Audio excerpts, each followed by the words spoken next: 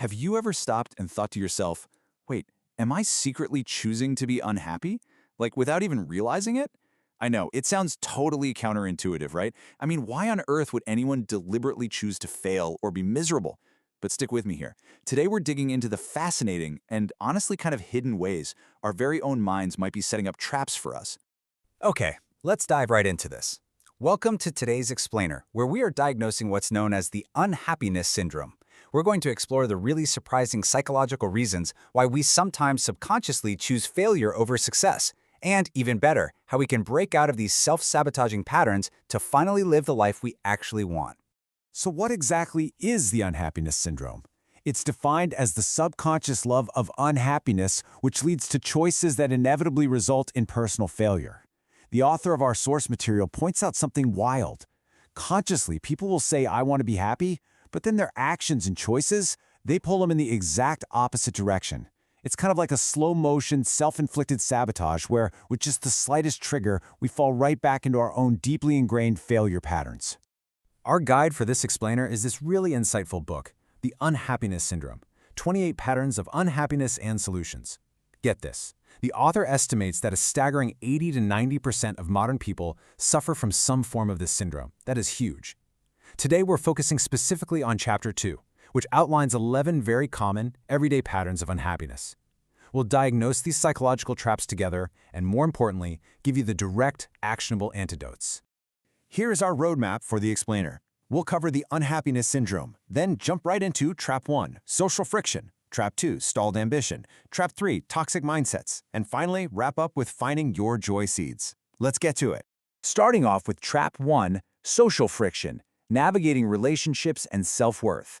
If you ever find yourself struggling with how you relate to other people or feeling like you just don't quite fit in, you'll definitely want to pay close attention to this section. Our first major pattern is envy. Honestly, so many of us get trapped resenting other people's success. But the cure for this requires a profound mental shift. You have to acknowledge that the person you're envying actually represents your ideal self. They're essentially a mirror, showing you exactly what you secretly want to become. By humbly learning from their strengths, you literally turn toxic envy into incredible fuel for your own personal growth. Next up is the trap of self-display. You know, that desperate urge to show off, which usually ends up harming the people around us or just making us look insecure. Our source offers this beautiful grounding quote to fix this. It says, aim for quiet, steady self-expression, like a long-distance runner. It's all about endurance, not fleeting attention. Stop chasing short-term validation, right? Real self-worth and genuine impact, they're built quietly and steadily over the long haul. Now, what if you're someone who really struggles to blend into a group, or you feel like others just don't trust you? Well, here are your rapid-fire solutions. First, you've got to discard that extreme self-consciousness. Look outward to find the good in others and actively praise them. Plus, to build deep trust, you absolutely must eliminate double dealing, what the author calls having two minds. Just ensure your words completely match your actions. Sincere, consistent actions are the ultimate cure for social friction. Moving right along, we arrive at Trap 2, stalled ambition, overcoming the motivation slump. This is speaking directly to anyone feeling stuck in a rut or lamenting that their big dreams are just slipping away. So the crucial point here is how we handle a lack of motivation. A lot of people think motivation is just this magical force that falls from the sky when the time is right. Well, it isn't. To break this slump, step 1 is to set a small immediate goal, a tiny carrot dangling right in front of you. Step 2 is to achieve it and experience that vital sense of accomplishment. That little immediate win, that's exactly what generates the momentum you need to keep pushing forward. Another major ambition killer is lamenting your intelligence or constantly obsessing over poor school grades from your past. Let's be perfectly clear on this. School grades differ vastly from real-world ability. Instead of feeling trapped by your academic history, realize that you can instantly enhance your skills today by increasing your work efficiency and actively learning from wise mentors. Real-world intelligence is built dynamically. It's not just something tested on paper.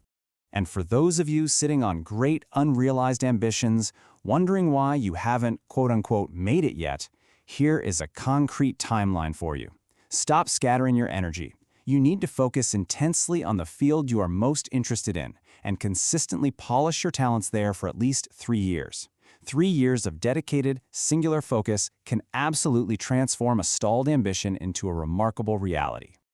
Now we arrive at our final cluster, Trap 3, Toxic Mindsets, breaking free from the past and pessimism. These are the internal, often deeply painful narratives we tell ourselves that keep us anchored in the unhappiness syndrome. One of the heaviest burdens is playing the victim because of painful past experiences.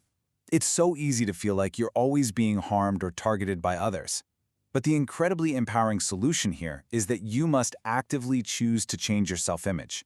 You have to stop viewing yourself exclusively through the lens of past trauma and consciously design a bright, constructive self-image. You are the architect of who you are right now.